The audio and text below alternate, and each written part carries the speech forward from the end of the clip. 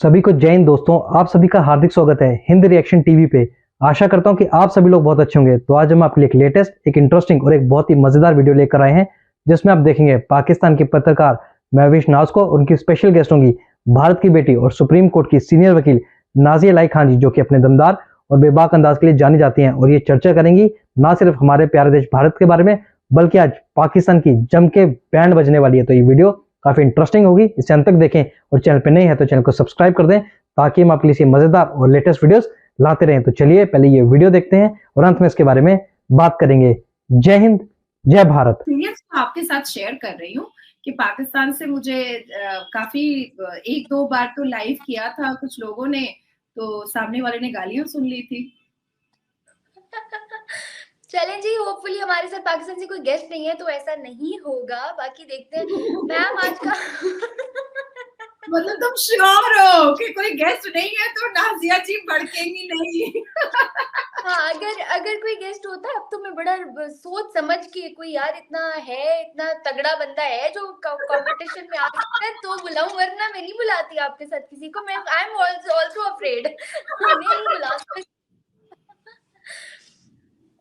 अच्छा, नाजिया मैम, आज का हमारा टॉपिक है, पहले आपने देखा कि किस तरह से इंडियन नेवी ने ईरान के लोगों की जान बचाई। 17 लोग थे, उसके बाद 19 पाकिस्तानियों को रेस्क्यू किया गया सोमालियन पायरेट से।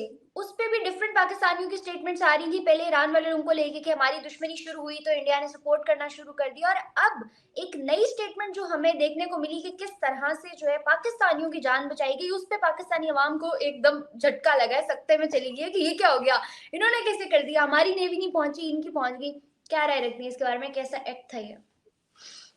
देखिए, मुसलमानों को सिर्फ दो चीजें आती हैं, जो उनके लिए करता है उसको वो रुलाते हैं, और जो नहीं करता है उसके लिए वो रोते हैं। यही दो चीजें मुसलमानों को आती है। अब जैसे भारत में देखिए, मुसलमानों के लिए बहुत कुछ किया जा रहा है, उनके इम्प्रूवमेंट के लिए, उनकी शिक्षा के लिए, उनको आगे लेकर आने के लिए। तो मोदी जी को रोज गालियां देते हैं, हम जैसे लोगों को रोज गालियां देते हैं। अब पाकिस्तान में मुसलमानों के लिए कुछ नहीं हो रहा है तो खुद रोते रहते हैं। तो रोना is basic strategy for Muslims. और भारत और पाकिस्तान के मुसलमानों के थॉट जो है वो बहुत मैच करते हैं, बहुत मैच करते हैं।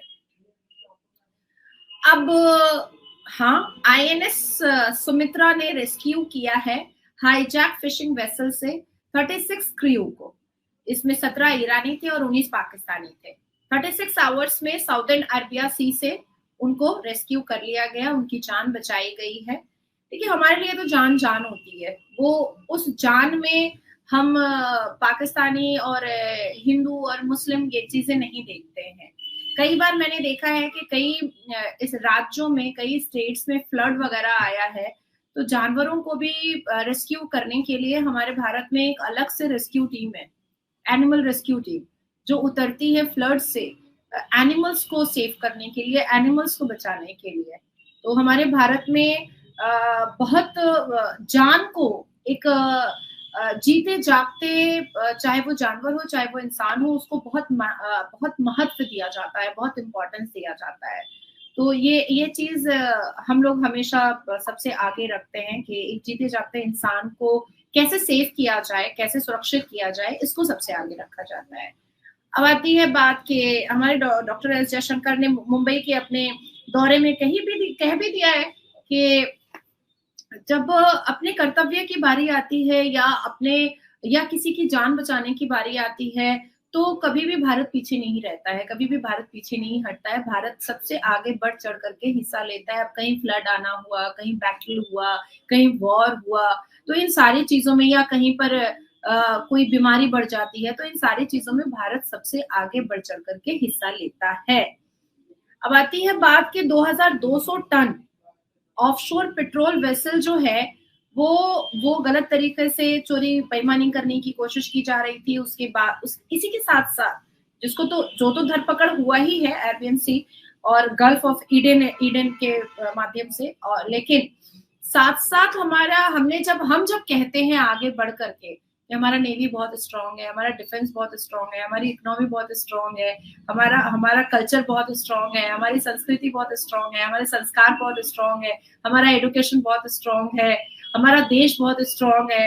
तो लोग जो है ना उस बात को, खास करके पाकिस्तान और भारत के मुसलमान, हम लोगों की इस बात को ना बड़ा मजाकिया ले लेते हैं, बड़ा मजाकिया लेते हैं। And that kind of statement is really very cathartic कि भाई ऐसा मत बोलो, जो है वो तो सबूत के आधार पर है। अगर नाजिया इलाही खान ये कह रही है कि भारत का डिफेंस चौथे पोजीशन पर है, तो क्या नहीं है? क्या है? तो हमारा डिफेंस चौथे पोजीशन पर। देखिए, हमारी नेवी और हमारे आर्मीज में इतना इम्प्रूवमेंट आया है, इतना इम्प्रूवमेंट आया है कि कोई भी देश समुद्र के रास्ते से, आसमान के रास्ते से, बॉर्डर के रास्ते से, आकाश के रास्ते से, कहीं से भी भारत को नुकसान नहीं पहुंचा सकता है। और इसी का ये जीता जागता मिसाल है कि हम अपने देश को तो सुरक्षित कर ही रहे हैं। हमारे जो मोदी जी के नेतृत्व में जो सरकार चल रही है, वो अपने देश को तो सुरक्षित रखे हुए ही है, लेकिन साथ साथ पाकिस्तान और पाकिस्तान जैसे लोगों को भी सुरक्षा दे रही है। नाजिया जी, आपने यहाँ पे एक बात कही कि किसी भी रास्ते से कोई भारत को नुकसान नहीं पहुंचा सकता, तो फिर भारत हर दूसरे दिन ये खबर क्यों जो है ना सामने छाप रहा होता है कि पाकिस्तान की जानिब से हमला हो गया, दहशतगर्द आ गए, अटैक्स हो गए? वो कहाँ से आते हैं? क्यों? हम तो ये भी कह रहे हैं कि आपके कुछ बोलने से हमारा कुछ बुरा नहीं होने वाला है, पर आप बोलना तो नहीं रोक रहे हैं ना। पाकिस्तान ने 76 साल में कोई एक दिन भी ऐसा गुजरा है जो वो भारत को ना कोसता हो, या भारत को दुश्मन मुल्क ना बोलता हो, या भारत को ये ना कहता हो कि मुसलमान वहां पर बहुत परेशान हैं, बहुत सिसक रहे हैं। तो मैं क्या हूँ? यहूदी हूँ? मैं क्या हूँ? क्रिश्चियन हूँ? मैं क्या हूँ? हिंदू हूँ? नहीं, मैं तो मुस्लिम हूँ। आप बोलना नहीं रोकते हैं, उसी तरीके से आप हमला करना नहीं रोकते। लेकिन एक वक्त था 1989, 1990, 1991 में, आप कश्मीर के जो हालात थे, जो बेनजीर भुट्टो ने अपने लीडरशिप में किया था यासीन मलिक के साथ और लश्कर तैयबा के साथ, क्या वो हो पा रहा है? क्या पाकिस्तान वो कर पा रहा है?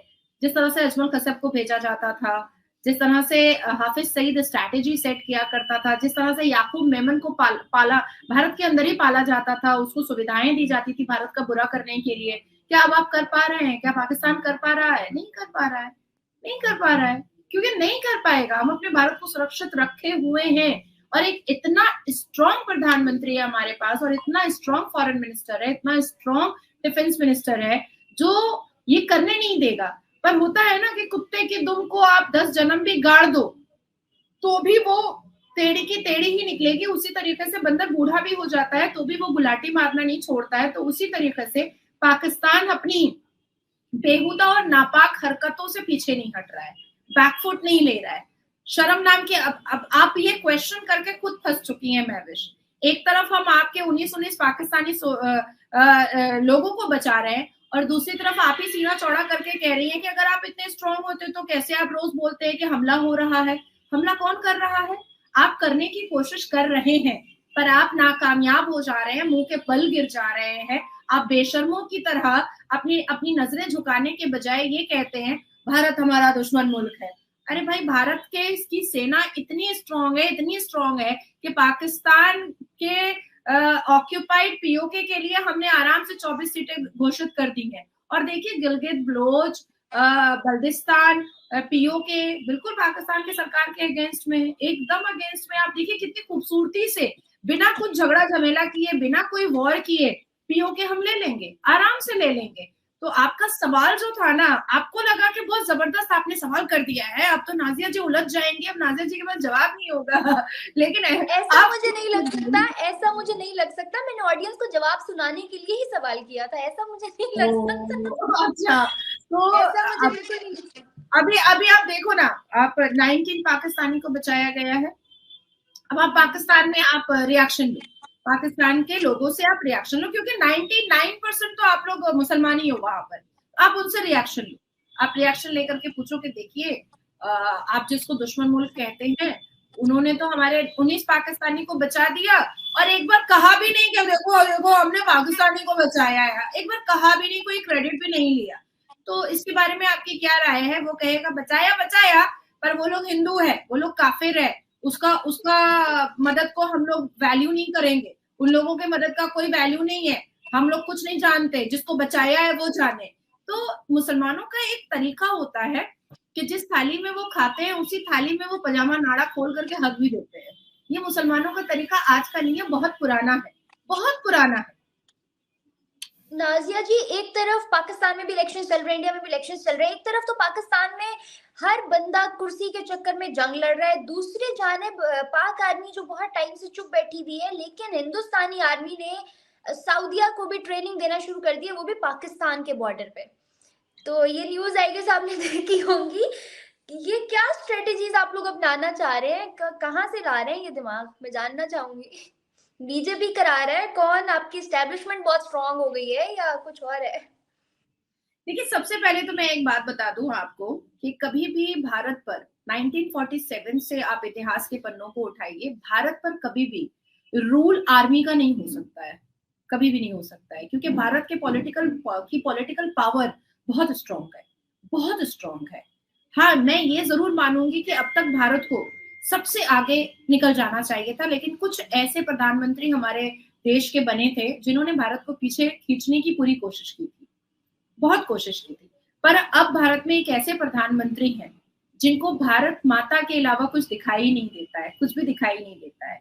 अब सऊदी यूएई 72 एकड़ की मंदिर इनॉग्रेशन कर रहा है 14 फरवरी को।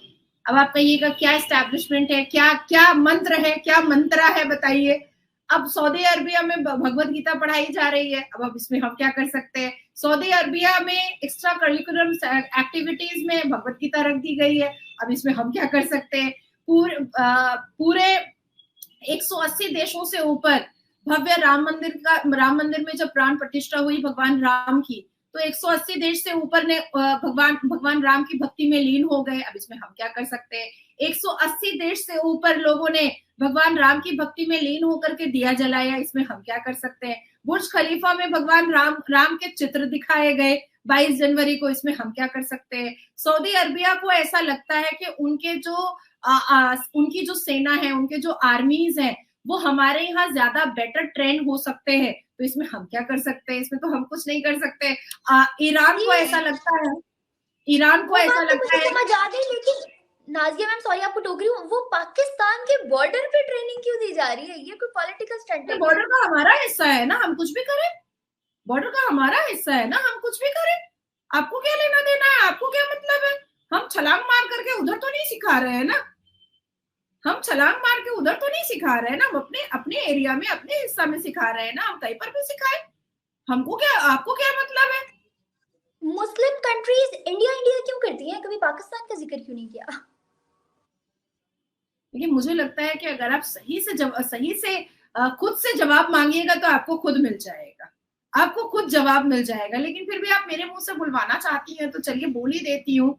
आपकी जज्बा वाली कौम है, हमारी शिक्षित कौम है, आपके दीन ईमान वाली कौम है, हमारी एडुकेटेड और संस्था और संस्कारी कौम है।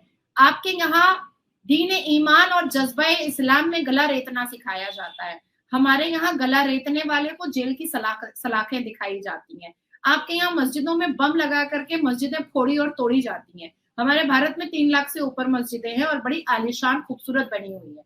आपके यहाँ इस्लाम का नारा तो जरूर बुलंद किया जाता है, पर मस्जिद में लोग दिखाई नहीं देते हैं जितना हमारे यहाँ मस्जिदों में जुमा की नमाज में लोग दिखाई दे देते हैं, उतना आपके यहाँ ईद और बकरीद में दिखाई नहीं देते हैं।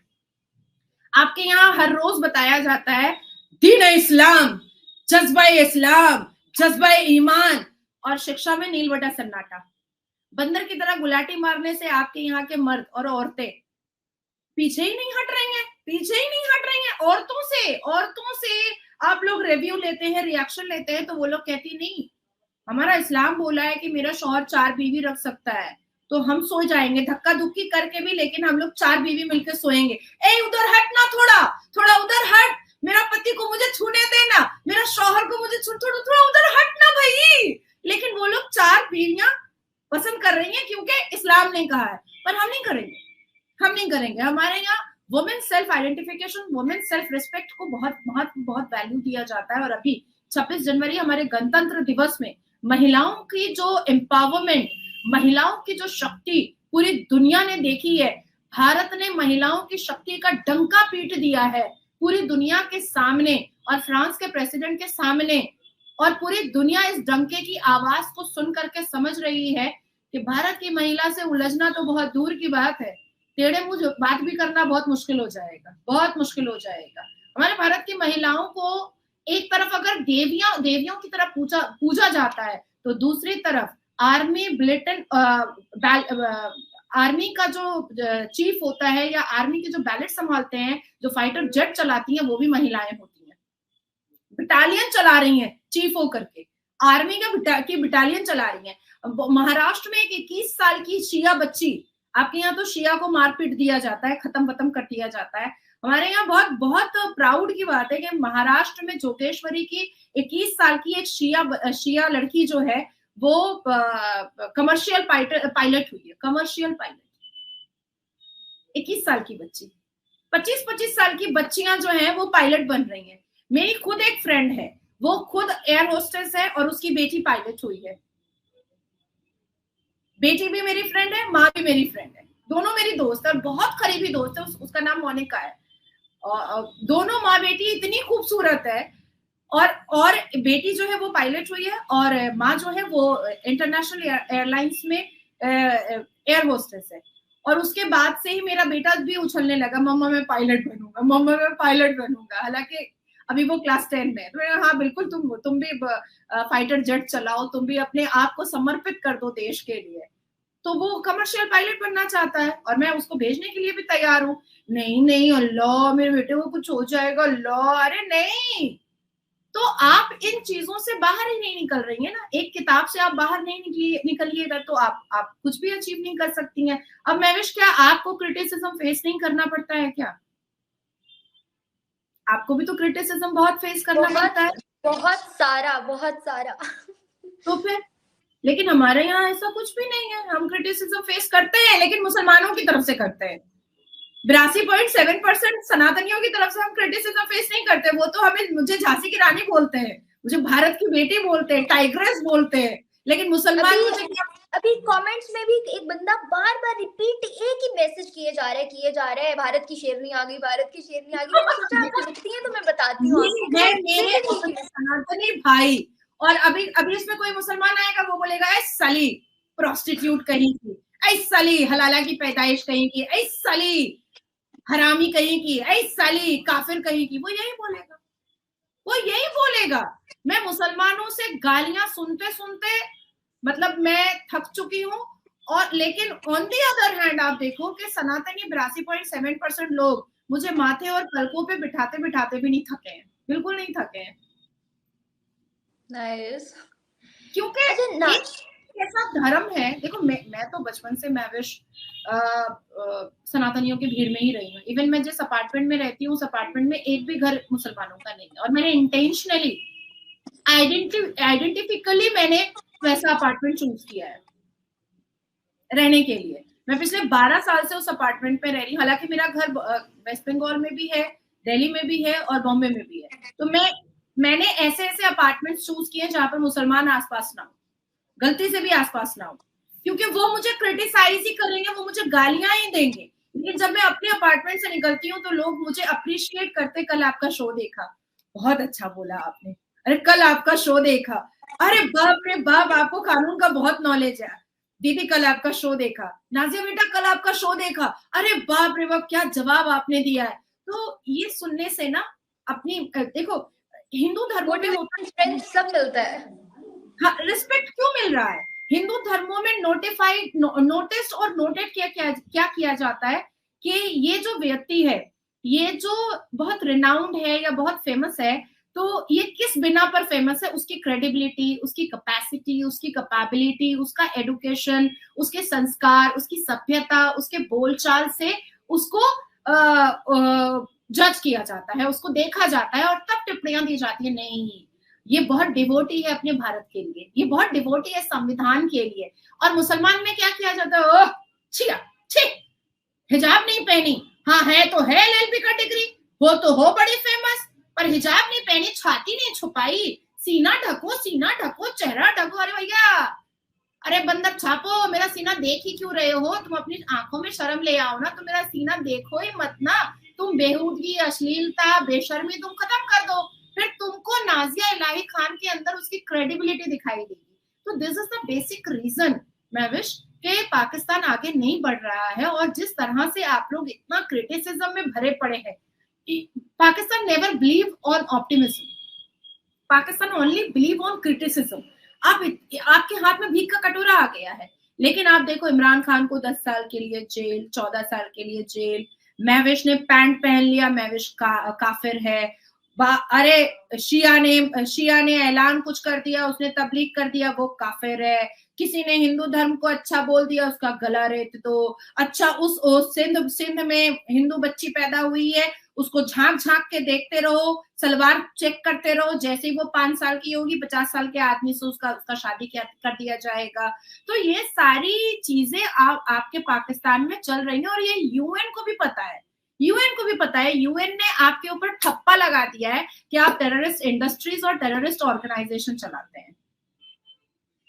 तो इसलिए पाकिस्तान का नाम कोई नहीं लेना चाहता है। आज 56 मुस्लिम मुल्क आपके मुंह पर थूक चुका है, आपको देखना भी पसंद नहीं करता है, बिल्कुल नहीं पसंद करता है। आप लोगों को मसल्ला बिछा करके जानमाज पे दुआ मांगना चाहिए कि यूएई आपसे कर्जा दोबारा नहीं मांग रहा है, रिटर्न नहीं मांग रहा है। जिस दिन यूएई को आप लोगों ने ज्यादा पोक करना स्टार्ट कर दिया ना, तो जितने कर्जे में आप डूबे हुए हैं यूएई से, अगर बहु बेटियां बेच करके भी और भेज करके भी कर्जा पूरा करने की करेगा ना पाकिस्तानी सरकार, तो भी नहीं कर पाएगा, तो भी नहीं कर पाएगा। अभी देखिए, मैंने और आपने ही बात किया था ना कि स्मृति ईरानी जी मक्का मदीना गई हैं, अब मैंने और आपने ही बात किया था। आपके पाकिस्तान का 4 दिन का गुलाटी चला बंदरों की तरह, बंद कर दिया उन्होंने गुलाटी। अब कहीं से आप कुछ भी नहीं सुन रही होंगी, क्योंकि एक गैजेट आ चुका होगा, एक नोटिस आ चुका होगा यूएई का कि इतना जो फड़फड़ा रहे हो, मेरा कर्जा भेजो, मेरा कर्जा भेजो। तो मुंह खाता है तो आंख लजाता है, कहावत है ना कि मुंह खाता है तो आंख लजाता है।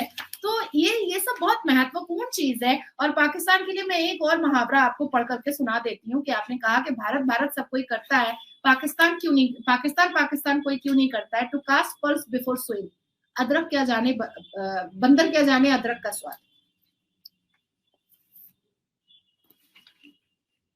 नाजिया जी, आज का आपका टाइटल है दबंग लेडी। बहुत दफा मैं बहुत से लोगों के मुंह से ये सुन चुकी हूँ। आज से मैंने आपको कहना है हेलो दबंग, जय श्री राम, हर हर महादेव। मुझे बताएं, आप राम मंदिर गई हैं विजिट करने? लेकिन मैं वाले दिन नहीं गई थी, मैं उससे पहले होकर के आई थी, और अब उस दिन मैं माथा टेकने के लिए जाऊंगी। बहुत सारे 101 केजी लड्डू का प्रसाद बनवा करके लेके जाऊंगी, जिस दिन हमारे अवतार भारत के ब्लेसिंग मेरे मोदी जी 411 सीटों से दोबारा जीत करके शपथ लेंगे, और जिस दिन उनका ओथ होगा, उस ओथ सेरेमनी से निकल करके सीधा बाय कार बाय रोड मैं अयोध्या राम मंदिर जाऊंगी, 101 केजी लड्डू प्रसाद के तौर पर लेकर के। चलें जी, सब लोग नोट कर लें, जिस दिन नरेंद्र मोदी जी दोबारा लीडरशिप में आएंगे उस दिन नाजिया जी आपको अयोध्या मिलेंगी। अच्छा, मैं आपसे अगला सवाल ये पूछने वाली थी, इलेक्शंस की गहमा गहमी है इंडिया में भी। मुझे बताएं, बीजेपी की क्या सूरत हाल चल रही है? अभी कोई बोल रहा था कमेंट्स में कि नाजिया जी तो बीजेपी की सपोर्टर है, इनको सीट मिलनी चाहिए नेक्स्ट टाइम। तो क्या सिनेरियोज है भैया? आपके तो बने बनाए वोट है बीजेपी की तरह। मैं भारत से बहुत प्यार करती हूँ महविश, और मेरी बातों से झलकता होगा, समझ में आता होगा। किसी लालच के लिए या किसी चीज के लिए, या मैंने कभी किसी से ये कहा हो कि मेरे बारे में भी कुछ बोलो कि मुझे कुछ मिल जाए, आई नेवर डिड दैट। मैंने कभी नहीं किया है, और मुझे करना भी नहीं है। अगर मुझे इस काबिल भारत के प्रधानमंत्री समझेंगे तो मुझे जरूर अपने आप कोई ना कोई जगह वो जरूर देंगे। लेकिन मैं सिर्फ जितना भी कुछ कर रही हूँ वो मैं अपने भारत के हित में कर रही हूँ, अपने भारत के लिए अपना फर्ज समझ करके कर रही हूँ। मैं भारत की पुत्री हूँ, और मेरा ये कर्तव्य है कि मैं अपने भारत के सुकून, शांति और भारत के संविधान के लिए अपनी आवाज उठाऊं। तो मैं एक ब्लंट वॉइस हूँ, एक ब्लंट स्पीकर हूँ, और आने वाले वक्त में अगर अगर मुझे ऐसा कोई चेयर मिलता है तो मैं इतना प्रॉमिस जरूर कर सकती हूँ कि मैं एक ब्लंट पॉलिटिशियन, लेडी पॉलिटिशियन भी होकर के दिखाऊंगी कि ईंट का जवाब मैं पत्थर से दूंगी। और अवेसी जैसे लोगों का सलवार उतारने का काम और उसको उसकी औकात दिखाने का काम तो मैं पार्लियामेंट के अंदर ही कर दूंगी। दूध का दूध, पानी का पानी वही कर दूंगी। वो सूरा पढ़ेगा, मैं सूरा का ट्रांसलेट करूंगी। वो आयतें पढ़ेगा, उस आयत के आगे और पीछे की आयत मैं पढ़ूंगी। वो संविधान के आर्टिकल्स को बताएगा, उस संविधान के आगे पीछे आर्टिकल को मैं बताऊंगी। तो उसको ईंट का जवाब पत्थर से मिलेगा, ये इतना मुझे पता है। और मैंने आज ही सुबह में अपने इंस्टाग्राम पे पोस्ट किया है कि जिस दिन मैं पाकिस्तान पहुंची ना, जितनी टूटी हुई मंदिरें हैं उस मंदिरों में जाकर के हनुमान चालीसा पढ़ करके दिखा दूंगी। और सबसे पहले मैंने आवाज उठाई थी कि पीओके पे बात उठाई है अमित शाह जी ने पार्लियामेंट के अंदर से, लाहौर पर मैंने बात उठाई है कि प्रभु राम के बेटे प्रभु लव ने लाहौर को बसाया है, वो भी हमारा होना चाहिए, हर हाल में हमारा होना चाहिए। और जिस दिन मेरा प्रोफाइल और मेरी चेयर फिक्स की है किया भारत के प्रधानमंत्री जी ने, मैं तो झंडा गाड़ के रहूंगी चाहे जो हो जाए। ये जिस तमाम यूट्यूबर्स अभी बात सुनेंगे ना कि लो जी अब तो लाहौर का भी दावा कर लिया इन्होंने, हाथ जोड़ लेंगे आपके आगे, बाजी बस कर दें आप। ये तो दूसरी बात ये कि आप नहीं, महविश आपको तो हिंदुओं से नफरत है, आपके पाकिस्तान को तो हिंदुओं से नफरत है, तो प्रभु लव का बसाया हुआ लाहौर आप लोग करेंगे क्या? आप लोग क्या करेंगे? तो इसलिए हम ले लेंगे। आप पूरा पाकिस्तान रख लें। नाजिया जी ऑलरेडी पाकिस्तानी तमाम चैनल्स पे एक इंडियन आइडेंटिटी बन के युद्ध कर रहे हैं। देखते हैं युद्ध कहाँ तक पहुंचता है, कितने लोग इससे एजुकेट होते हैं। नाजिया जी हमें इस पॉडकास्ट में ज्वाइन किया है 14 साल। हम दोनों युवा हैं, हम दोनों यंगस्टर्स हैं, हम दोनों एडुकेटेड हैं। आपके बारे में एटलीस्ट मैं कह सकती हूँ कि आप एडुकेटेड हैं और आप एक लिबरल माइंड रखती हैं। मैं जब तक मरूंगी नहीं तब तक ये युद्ध जारी रहेगा। मुसलमान बेटियों की आंखें खोलना मेरा कर्तव्य है, मुसलमान बेटियों को उनकी इज्जत रिटर्न करवाना मेरा कर्तव्य है। जिस तरह से भारत की मुसलमान बेटियां 3 तलाक पर बेआबरू और बेइज्जत हो रही थी और मैंने बैन करवाया, पॉलीगेमी हलाला 2019 में मैंने फाइल किया सर्वोच्च न्यायपालिका में अपने भारत के, और कॉन्स्टिट्यूशन बेंच में चल रहा है। मेरा तीसरा पीआईएल बहुत बहुत भगदड़ मचाने वाला है, बहुत भगदड़ मचाने वाला है। और मुझे पता है कि दोबारा फिर मुझे बहुत सारी चीजें फेस करनी पड़ेंगी और उस पर भी मैं बैठ करके आपसे जरूर कन्फ्रंटेशन करूंगी कि मेरा वो तीसरा फरवरी के एंड ऑफ मंथ में उसकी स्कूटनी होकर के आने वाली है और मुसलमानों को बड़ा जबरदस्त झटका लगने वाला है। क्योंकि जब सऊदी अरबिया वो काम कर सकता है तो भारत क्यों नहीं कर सकता है, और आवाज नाजिया इलाही खान क्यों नहीं उठा सकती? तो मैं जब तक जिंदा हूं मैं अपने कर्तव्यों का पालन भारत के प्रति करते रहूंगी। लाल जी बराइया कह रहे हैं कि नाजिया जी इनको बता दें कि पाकिस्तान भी अब हमने लेना है एकदम लाहौर तो पक्का लेंगे। अच्छा, राम मंदिर में ये कोई प्रबत कुमार बता रहे हैं राम मंदिर इनॉग्रेशन में इमाम गए थे, उनपे भी फतवा लगा दिया आप लोगों ने। तो ऐसे ऐसे चवन्नी अठन्नी मैंने अभी भी इंस्टाग्राम पे पोस्ट किया है कि ऐसे ऐसे फतवाओं की कीमत जो है वो भारत में उसकी कीमत 10 पैसा भी नहीं है, 10 पैसा भी नहीं है।